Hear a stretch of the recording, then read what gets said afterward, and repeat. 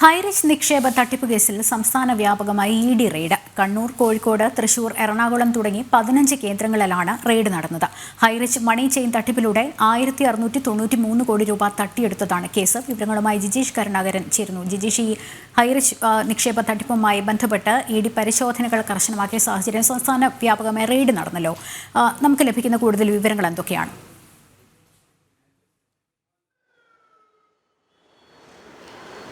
ലക്ഷ്മി, നേരത്തെ ഇതിന്റെ ഉടമകളെ, അതായത് പ്രതാപനെയും ഭാര്യ ശ്രീനെയും പല ഘട്ടങ്ങളിലായി നിരവധി തവണ അന്വേഷണ സംഘം എൻഫോഴ്സ്മെന്റ് ഡയറക്ടറേറ്റ് ചോദ്യം ചെയ്തിരുന്നു. ആ ചോദ്യം ചെയ്യലിന്റെ കൂടി തുടർച്ചയായിട്ടാണ് ഇവരുടെ നിക്ഷേപങ്ങളുമായി ബന്ധപ്പെട്ട് വ്യാപകമായ റെയ്ഡിലേക്ക് എൻഫോഴ്സ്മെന്റ് ഡയറക്ടറേറ്റ് ഇന്ന് കടന്നത്. ഒരേ സമയം 15 കേന്ദ്രങ്ങളിലായിരുന്നു, സംസ്ഥാനത്തിന് പുറത്തുമായി രാജ്യത്താകെ 15 കേന്ദ്രങ്ങളിലായിരുന്നു റെയ്ഡ് നടന്നത്. രാജ്യത്തിന് പുറത്ത് ഛത്തീസ്ഗഡ്, ഒപ്പം തന്നെ മഹാരാഷ്ട്ര എന്നിടങ്ങളിലാണ് എൻഫോഴ്സ്മെന്റ് ഡയറക്ടറേറ്റ് പരിശോധന നടത്തിയത്. അത് പ്രധാനമായും ഹൈറിച്ചിന്റെ ചില ഓഫീസുകൾ, ഒപ്പം തന്നെ ഹൈറിച്ചിന് നിക്ഷേപമുള്ള ചില സ്ഥാപനങ്ങൾ എന്നിവിടങ്ങളിലായിരുന്നു ഈ ഒരു പരിശോധന നടന്നത്. ഒപ്പം തന്നെ കോഴിക്കോട്, കണ്ണൂർ, തൃശൂർ, എറണാകുളം ജില്ലകളിലടക്കം നിരവധി സ്ഥലങ്ങളിൽ കേരളത്തിലും റെയ്ഡുകൾ നടന്നു. നേരത്തെ തന്നെ ഹൈറിച്ചുമായി ബന്ധപ്പെട്ട് വലിയ തോതിലുള്ള അന്വേഷണത്തിലേക്ക് എൻഫോഴ്സ്മെന്റ് ഡയറക്ടറേറ്റ് കടന്നിരുന്നു. 1600 കോടിയിലധികം രൂപയുടെ സാമ്പത്തിക തട്ടിപ്പാണ് നടത്തിയിരുന്നത്. ഇത് വലിയ തുകയിൽ, ഇരട്ടിയിലധികം ആയി തുക നൽകും, ലാഭവീതം നൽകാമെന്നെല്ലാം പറഞ്ഞുകൊണ്ടായിരുന്നു ഈ നിക്ഷേപത്തിലേക്ക് ആളുകളെ ചേർത്തിരുന്നത്. ഏറ്റവും ചെറുത്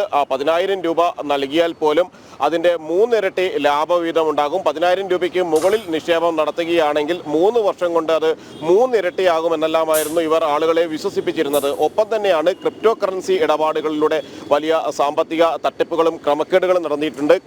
ക്രിപ്റ്റോ കറൻസി ഇടപാട് വഴി മാത്രമല്ല, HR കോയിൻ ഇടപാടുകളിൽ, അങ്ങനെ വിവിധ തട്ടിപ്പ് മാർഗങ്ങളായിരുന്നു പ്രതികൾ അവലംബിച്ചിരുന്നത്. അതുകൊണ്ട് തന്നെ മറ്റു സ്ഥലങ്ങളിൽ നിക്ഷേപങ്ങൾ നടത്തി ഇവിടെയായിരുന്നില്ല കൂടുതൽ നിക്ഷേപങ്ങൾ ഉണ്ടായിരുന്നത്.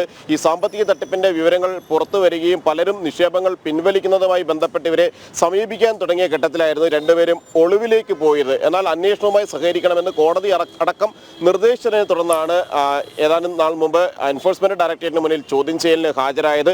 നിരവധി തവണ അന്വേഷണ സംഘം ചോദ്യം ചെയ്തു.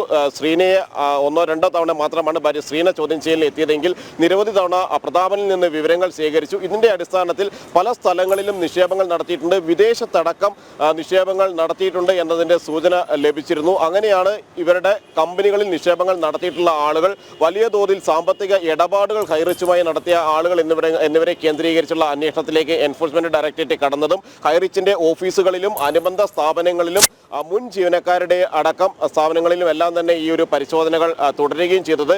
എങ്ങനെയെല്ലാമായിരുന്നു സാമ്പത്തിക തട്ടിപ്പുകൾ നടത്തിയിരുന്നത്, എവിടെയെല്ലാമാണ് ഈ പണം പോയിരിക്കുന്നത്, തട്ടിപ്പ് നടത്തിയ പണം പോയിരിക്കുന്നത് എന്നീ കാര്യങ്ങളാണ് പ്രധാനമായും ഇനി എൻഫോഴ്സ്മെന്റ് ഡയറക്ടറേറ്റിന് കണ്ടെത്തേണ്ടതുള്ളത്.